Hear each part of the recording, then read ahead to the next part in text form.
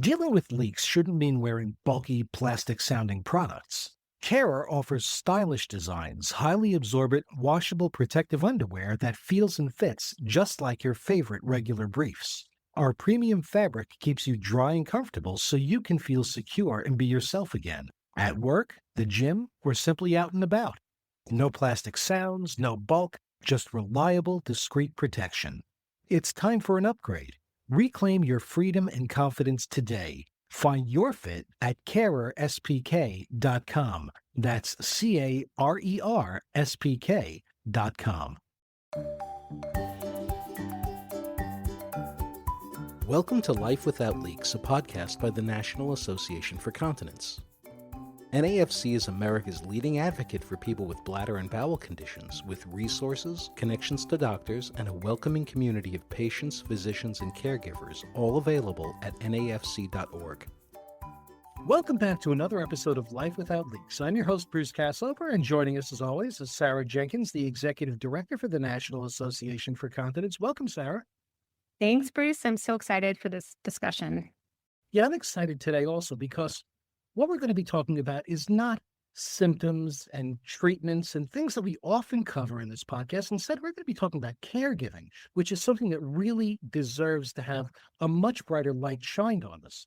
And today's guest is Lori Mika. She's a certified dementia practitioner, a passionate caregiver, and she's an account executive for Tranquility Incontinence Products. She's really feels deeply about educating customers on senior care and products and how to use them and really improve their health outcomes. So I'd like to welcome you, Lori. Thank you for joining us today. Well, thank you so much for having me. I'm very happy to be here and talk about my situation and hopefully help others. Well, we look forward to it. And, this is an interesting job that you have. Maybe you want to tell us a little bit about how you got to be where you are today. Oh my goodness. It's been a winding road. Let me just tell you. My parents are older, and I always had older parents, I guess, growing up. And so I found myself in a caregiving situation many years ago, probably about 13 years ago. My dad was diagnosed with Alzheimer's disease, and at the time, I was working for the Alzheimer's Association. So what a blessing. I learned so much, and I got, quite a bit of information there. I actually ended up leaving that job and coming and taking a position at Tranquility. Tranquility was a supporter of the Alzheimer's Association. And so I decided I didn't want all that information and knowledge that I gained to go to waste. So I decided to become a certified dementia practitioner. And so through this whole time, I'm still caring for my dad, and he's unfortunately passed away. But now my mom has incontinence issues. So not only do I get to work for Tranquility and share our products with people, but I actually get to, have my parents wear our products. And I've learned so much from, what they've been through and how well the products work. And it's just been a real blessing to be, a dedicated caregiver. I'm a mom, I'm a daughter, there's a lot to juggle. Let's just say that. I'm sure there is. And, it's an interesting perspective, coming to the practice as somebody who's done it herself. Mm. And, one of the things I'm wondering about is about the nature of caregiving to begin with, because I would imagine that a lot of people don't even think of themselves necessarily as caregivers. They're just, mom needs help, dad needs help, and I'm just doing Right. stuff. And the idea that you have this sort of role that you're filling might sound a little strange to people. Maybe you could talk a little bit about that. Oh, for sure. There are so many different ways to be a caregiver. You don't have to be a full-time caregiver to be considered a caregiver. There's a lot that is needed when, someone is having, an illness or they've been diagnosed with something and they need extra care. As we age, of course, we know that things can get more difficult. Then you can compound that with some sort of a diagnosis, such as, I speak of dementia a lot because I do have a lot of experience in that area, but there's so many other mental and physical cognitive abilities that change as we age, right? And so we rely, older folks have to rely on family members and friends to help them, navigate whatever journey they're going on. So you can be the neighbor of somebody and be checking in on your neighbor, and you can consider yourself a caregiver. You can be doing full-time care, having your loved one live in your home and being care for them in your home. Your parent or your loved one, your grandparent can be in an assisted living facility, but you're going there and you're helping them with some daily tasks and you're considered a caregiver. So there's so many different ways to give of yourself and care for your loved ones. That really has me thinking also that this is such a personal issue when it comes to dealing with incontinence that I would imagine that if you're a caregiver for somebody who has some sort of an ailment that, they may or may not be receptive to the help that you're trying to provide. But when it comes to something like incontinence care, I would imagine that there's a lot more pushback and a lot more resistance to allowing themselves to be treated. Is this something that you find as well? Oh, for sure. I mean, incontinence management is just one part of caregiving. Watching my own parents' health decline, it's been very emotional for me. Many caregivers would agree. I mean, they would do anything to help their loved ones, but it's a delicate conversation, right? I mean, it's not just about products or medical care or do this or don't do this. It's about having those delicate, intimate conversations about coordinating care, getting the right products. It can be awkward. It can be uncomfortable. It is, I can't say it can be. It is awkward and uncomfortable. It was for me, but I knew I had to do it. And luckily, I have a little bit of background in both disease management as well as, knowing so much about incontinence products. It was a little bit easier for me, but for others, I mean, it's a very intimate, awkward, kind of personal conversation that you don't necessarily want to have with a parent or a grandparent or someone that, it's a different role. Like I now have become the parent and the caregiver, and the roles have reversed. So it's a dynamic shift of that relationship. People who are listening to this may find themselves sort of at the beginning of their caregiving journey also. And because we agree that it definitely is or can be an awkward conversation, do you have any advice or strategies for somebody who's not yet had that talk but really wants to? Sure. I think you just need to approach it with compassion and go in knowing that it might be an awkward conversation. It might not be something that really someone wants to talk about, but there are signs when someone is having incontinence issues. There may be odors in the home, or even there may be signs of leakage in a chair, or, extra laundry that's being done for some reason. We probably know that those things are associated with some kind of an incontinence issue that's not being managed properly. So, you don't, of course, want to lead with negativity or anything like that. You want to be positive. They're probably already embarrassed. It's not something that people talk about. There's a certain stigma that comes along with incontinence. And, you just want to be compassionate, gentle, come in as someone who really wants to help to make that change. And, ask good questions. Mom, I've noticed, or Dad, I've noticed that you might be having some issues. It's a tough conversation to talk about, but maybe I can help you. What are some ideas that you have? What are you doing now? What can we change? Where are there some opportunities to make your life better? And focusing on making life better and bringing back dignity and just really coming from a place of love, I think is the most important thing. I think that makes a lot of sense. Now, if you're somebody who's going to be stepping into a caregiving role, and, this may be, or probably is, new ground for you as well, you sort of have to prepare yourself to be doing certain activities, doing certain things with the person you're caring for. What is the range of sorts of things that a caregiver might be expected to do? The challenges with incontinence, first of all, sort of go far beyond the inconvenience of it. I mean, it can negatively affect quality of life, which is what we talked about. You don't want to be constantly, your loved one to be constantly worried about leaks or odors. That can lead to isolation, lead to depression. Maybe they've stopped going out, right? Maybe they're staying home because they're so embarrassed. So, those things you're probably noticing. Maybe your loved one is withdrawing a little bit. I think as a matter of habit, I guess, you don't certainly talk about these things in general with a loved one, but coming to it with a position of positivity and I want to help you, let me help you, how can I help you? And just offering that assistance in that conversation and making it not seem like the end of the world. You just want to make sure that, when the burden becomes too big or too great for families to handle alone, that's where you have to step in, or for a loved one to handle alone. That's when you have to step in and be a helper. Like, they always say, like, when something bad happens, right, you look for the helpers. You need to be that helper. That's really what you need to do, is be that helper for the person and start the conversation, maybe purchase, some products that they might try and just kind of have them in the house, put them in the bathroom, let them go at their own pace. I think that's very important too, is having the person kind of adjust to this new lifestyle at their own pace. And they'll tell you.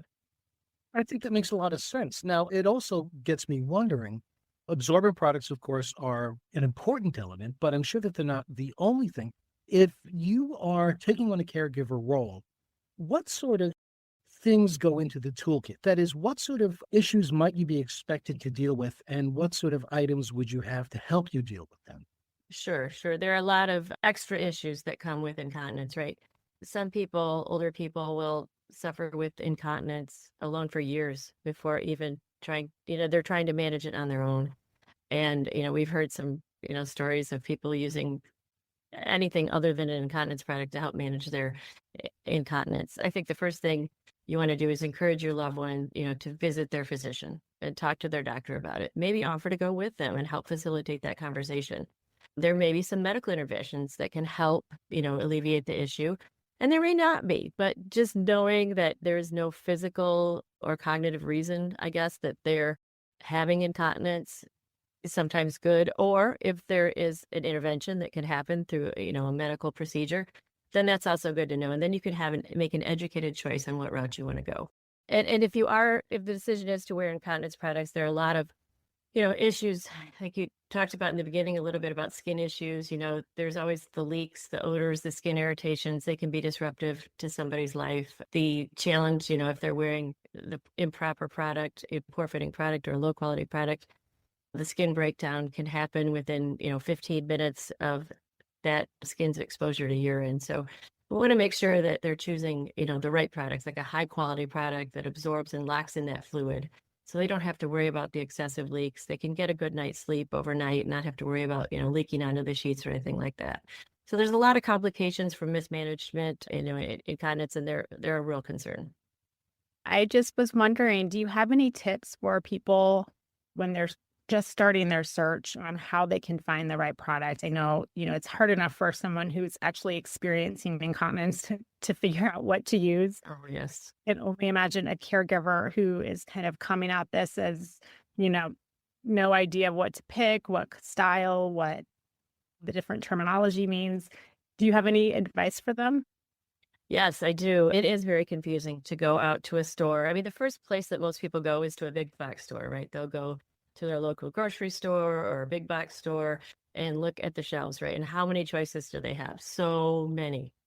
And it's hard to decipher, what's true information and what's not. There may be 17 products that say super premium absorption on them, and which one is the one that's right for me? It's really daunting. But choosing the right product can be, it can reduce complications. And the average person we found tries 7 products before they find one that actually works for them. So it is daunting, and it can sometimes be wasteful to be trying all these products all the time and not finding one that really works for you.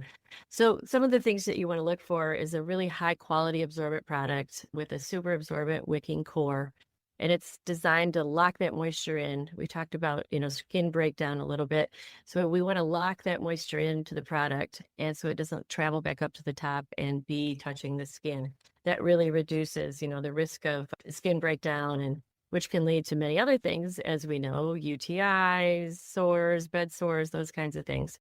We want to have that top layer dry, to prevent that irritation. You want to look for a really soft feeling product against the skin because that can create friction if it's not soft. So we want to make sure that is as soft as possible. And also you want to look for something that's breathable. You want to have some sort of airflow coming in there. We always talk, when we're talking about incontinence products, we talk about the microclimate that can be created down in the area where the product is being used.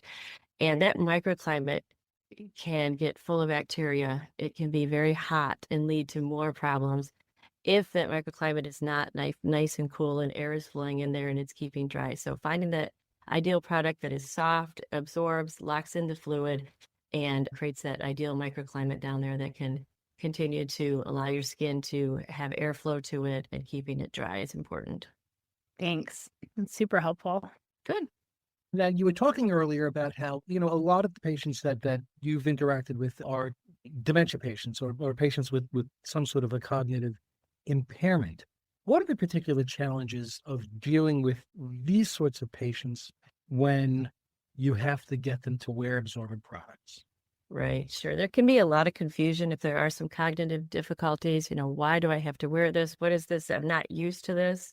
There are some times even when the wearer or the loved one can get a little bit combative even when they're being changed. So I think anytime you're dealing with any kind of a cognitive issue, you want to find a product that is similar to just regular underwear. And that would be like a pull-on type garment, right? It would be, they look more like underwear. They feel more like underwear. You just pull them on just like you would be putting on your underwear. You can also, kind of just create habits, right? You want to make sure that just as you're helping them change in the day, or maybe they're doing it themselves, you're handing them an incontinence product that's a pull on and say, okay, here are your underwear, right? And those become, we actually call them disposable adult underwear. So you want to start a routine with them, like for certain, when you're getting them ready in the morning, or maybe they're getting themselves ready, you're laying out their clothes. And, you'll lay out the clothes and you'll lay out the disposable adult underwear next to them, so that it becomes part of the routine and they're getting used to wearing that particular product. A lot of products are made with very soft materials, so they feel a little bit like underwear. Certainly they're thicker and they're definitely a different feel than underwear would be when you're holding it in your hand or when you're wearing it. But you want to make sure that kind of becomes just part of the regular day, as we're going to put on our disposable adult underwear now. And that seems to work. We talked a little bit about when maybe you have to do the changing yourself and there is some combativeness because the person doesn't want to be changed. You just want to create a very calm, safe environment and certainly explain what you're about to do. People with dementia or cognitive disabilities certainly don't want to be surprised by anything. Explain what you're doing. Ask for permission. Hi, I'm here to change you now. Is that okay with you? And, just get that buy-in from them.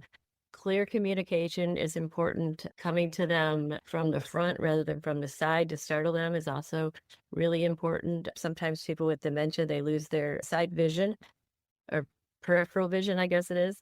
And so they don't see you coming at them. So you want to come to them right, face to face and talk with them and, nod your head, be positive. I'm here to change you. Are you ready for that? And that kind of helps ease some of that anxiety, because we know combative behaviors and different things result from a lot of things, them being uncomfortable, them being startled, them, just not understanding what's going on. And the calmer you can make this, situation, and the more you can explain, the better off it is. That makes sense. Now, in addition to the challenge of changing and getting into a routine with absorbent products, maybe you could talk a little bit about skincare. Oh, for sure. For sure.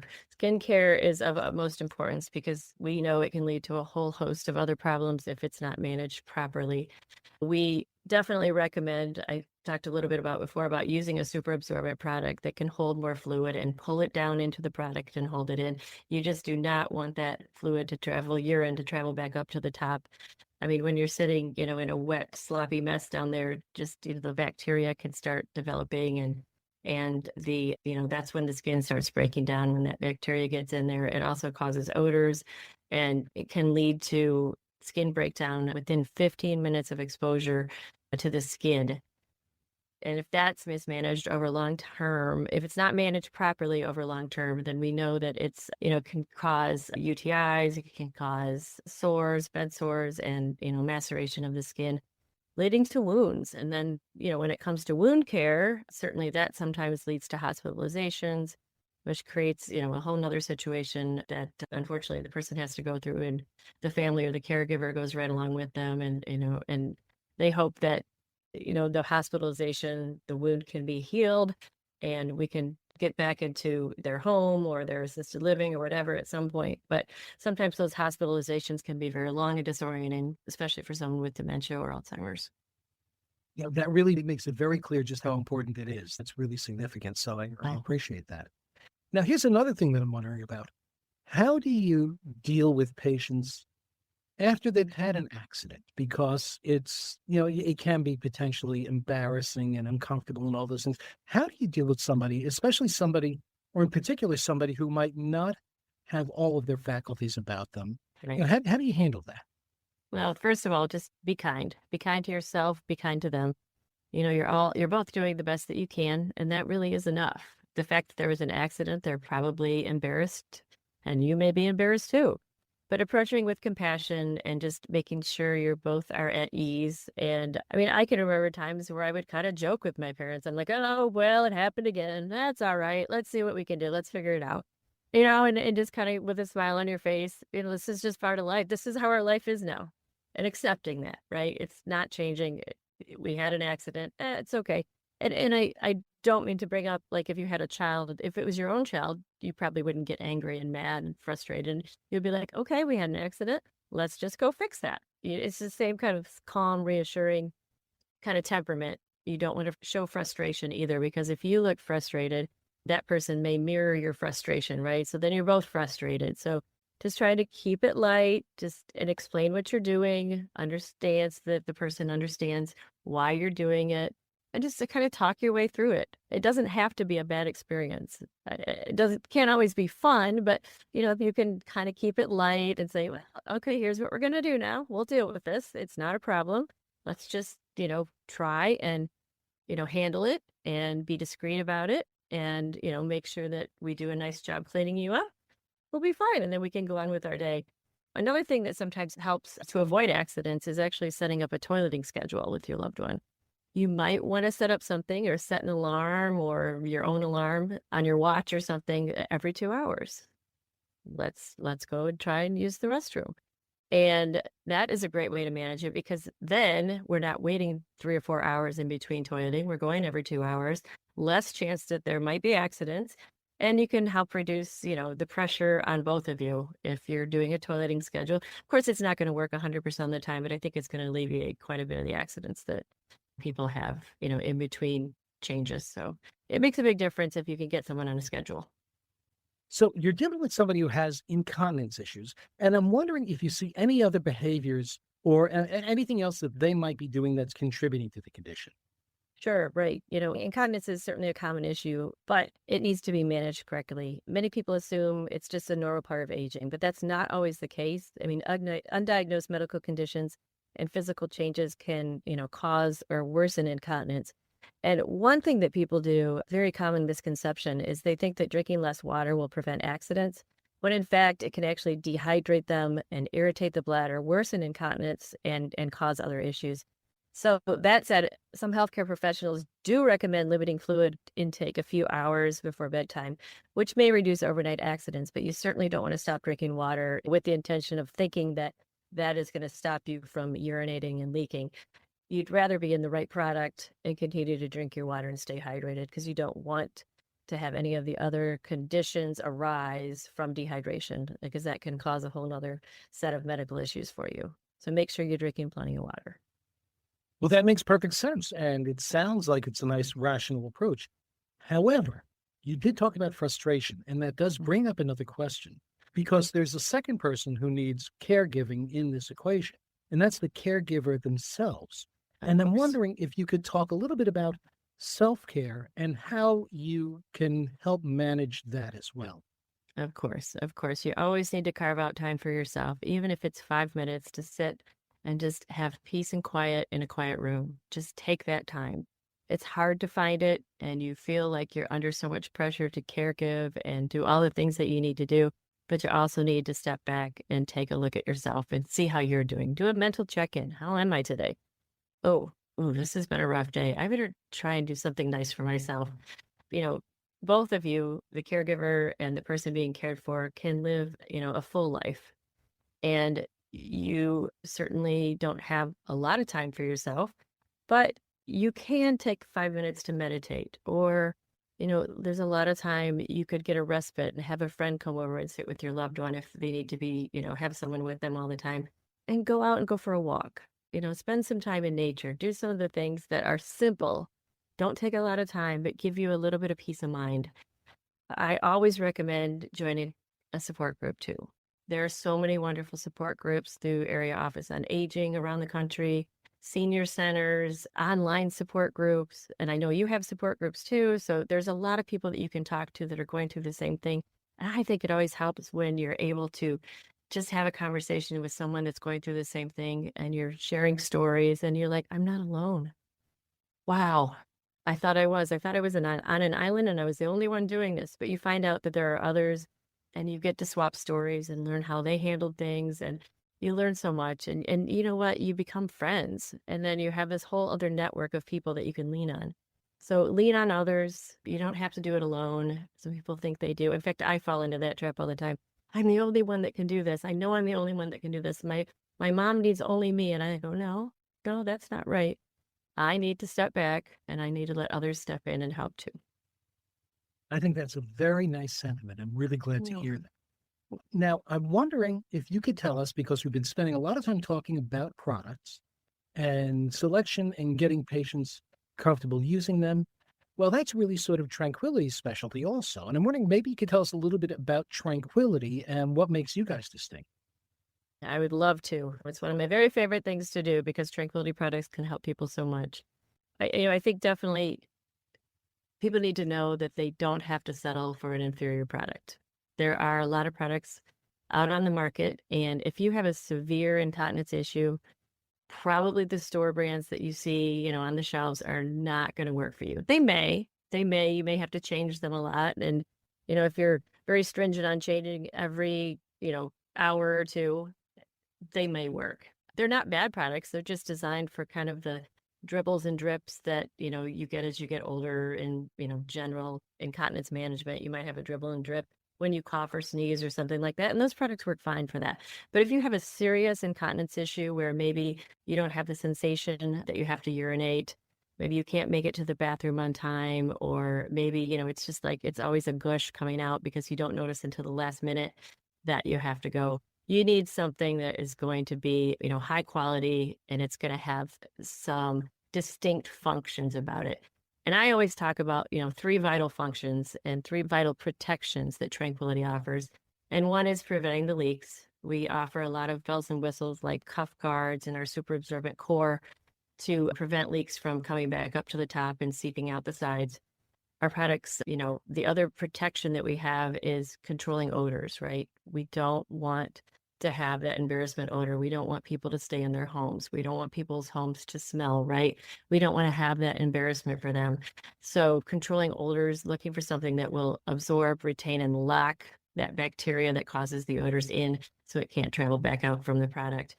And then also, of course, protecting the fragile skin, which we've talked about a lot.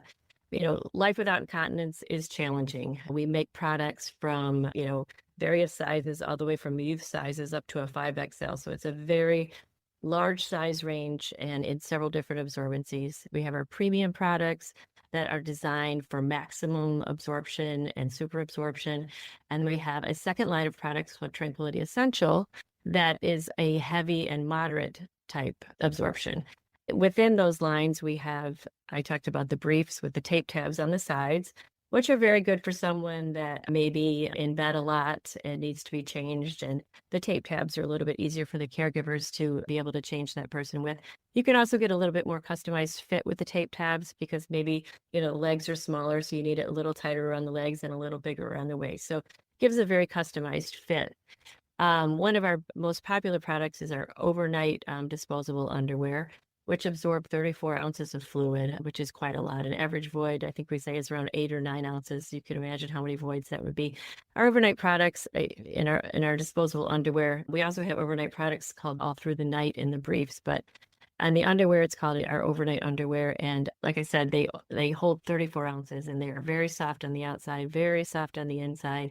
We have, the core of the product has an acquisition layer that flows throughout the entire length of the core of the product. So, no matter where that person is urinating, that fluid is going to be locked in, trapped in there, and absorbed right down into the product very quickly. Some other manufacturers kind of do a spot dispersing of that polymer that's in there that absorbs the fluids, but our products are evenly distributed with that. So wherever that urine hits the product, it's going to pull it down in and distribute it across the entire core of that product. So our underwear and our briefs we've talked about. We also have underpads and various sizes from, some people call them chucks, and that's just your basic kind of plastic back pad. And we have some that will absorb several ounces of urine that are quilted and can be used in the beds, and can also absorb up to 34 ounces that are very nice, high quality. And often people use them for repositioning their loved ones as well, because they're strong enough that you can, turn someone from one side to the next using our underpad. So a wide variety of underpads as well. We offer personal care pads for someone that may not have graduated into the pull-on underwear and brief styles yet. We also do wipes and some swim baits that are designed for adults. We're one of the only manufacturers of swim products for adults, and those actually don't contain the urine, but they will contain fecal matter, so that there are no accidents in the pool and people can enjoy their lives. We're dedicated to providing real life protection. And when we talk about Tranquility products, we do talk about our real life protection. We guarantee that our products are going to hold exactly what we state on the outside of our bag. And I don't have one to show you right here. I wish I did, but we have cups that show, it looks like a little measuring cup on the outside of our bags. And so you look at the outside of the bag and it says, this will hold, it has 4 cups, right?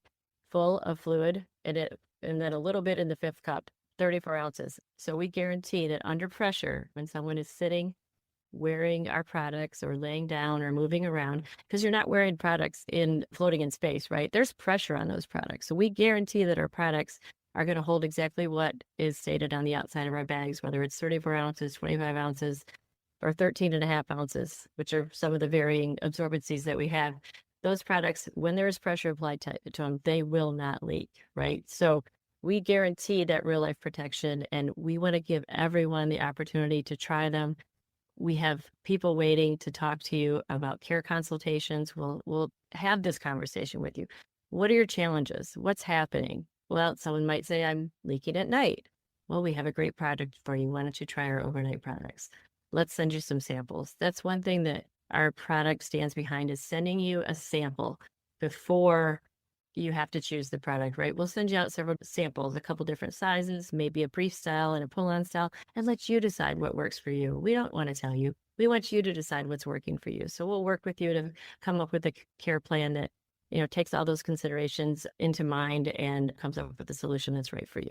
And we'll keep working with you until we find it.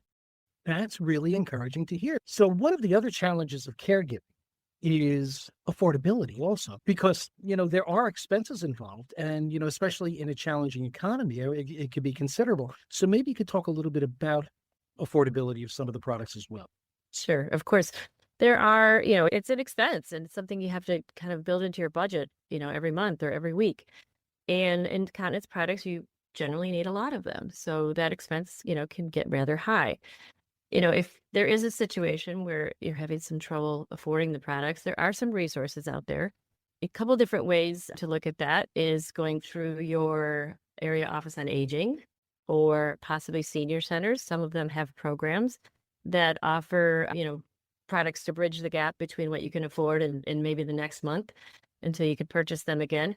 There are also some Medicaid programs out there, if that's an option, and there are most states have programs that actually cover Medicaid programs that actually cover incontinence products, and you get a certain allotment every month.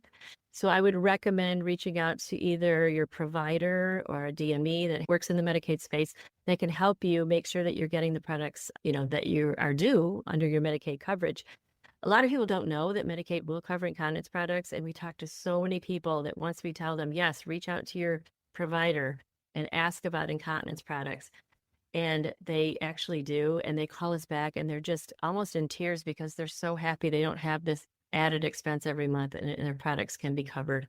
So it's a tough thing financially, and it's also very emotionally releasing when you find out that there are aids out there for me to help pay for these products.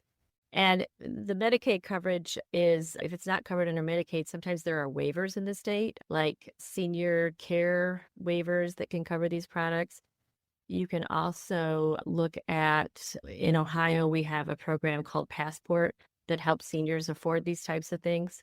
And if it's not Medicaid and you have regular insurance or you have Medicare, there is no coverage for incontinence products, unfortunately. But there are some, we'll call them waivers, or we might say that there's like an FSA or a health savings account that they offer, and you can use those funds for that. So there are ways to get some assistance in those areas. And I think asking a lot of questions, doing your research, calling the area office on aging in your local community, and finding out what those programs are is really, really important. Well, that's got to be a relief to a lot of people to hear. So that's great to share.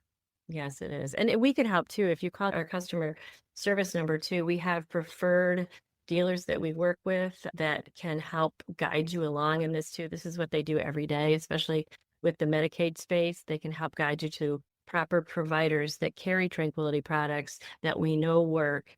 And so you're not alone, in having to figure all this out. We do know people that can help you no matter what state you're in. We do know people that can help you find the right products and make sure you're getting them on your Medicaid coverage. That is excellent to hear. So how can somebody who is interested in learning more about Tranquility and what you guys offer, how can they find you? Well, we definitely want you to look for us either online at tranquilityproducts.com and learn about us that way. Or if you'd like to talk to a live person, which I know many people do, you can call our customer care team at 866-865-6101. So Lori, as you know, this is Life Without Leaks. And one of the things we always like to do before we wrap things up is ask our guests if they have one little hint, tip, strategy, bit of advice to help people who are listening live a life without leaks. So maybe you have one you can share with us.